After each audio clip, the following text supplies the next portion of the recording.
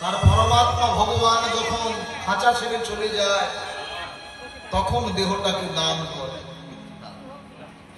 যিনি দান দেয়, যিনি দান দেয় তাকে কি বলা হয় জানেন? কি বলা হয়? বোবার মতো বসে আছেন। যিনি দান করছে দাতা বা দাতা বলা হয়। আর যিনি দান গ্রহণ করছে তাকে কি বলা হয়?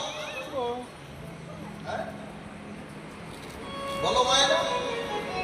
যিনি দান নিচ্ছে, আরো সহজ বাংলায় বলি, যিনি দানটা নিচ্ছে তাকে কি বলা হয়?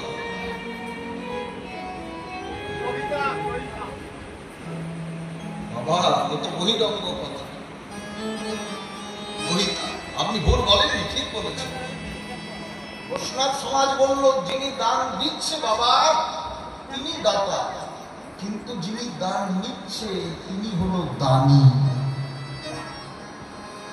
যিনি দান গ্রহণ করছে, এই জগতে পিতৃদায় মাতৃদায় দেখবেন সৎ ব্রাহ্মণকে আমরা পিতামাতার দায়ে দান করি।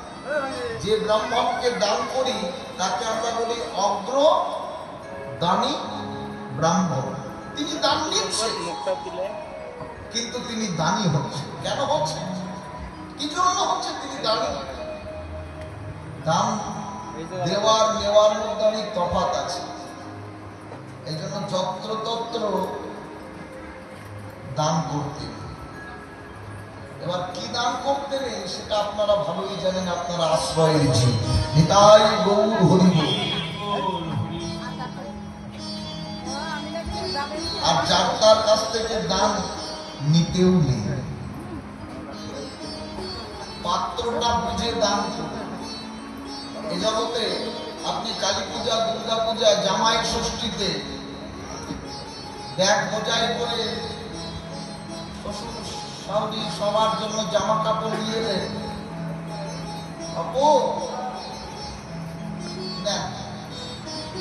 বিয়ে বাড়িতে কাপড় জামা বাড়ালে জামাই এসে ষষ্ঠী করতে এসে দান করে গেল। ওটা দান নয়। দান কি? ও জামাই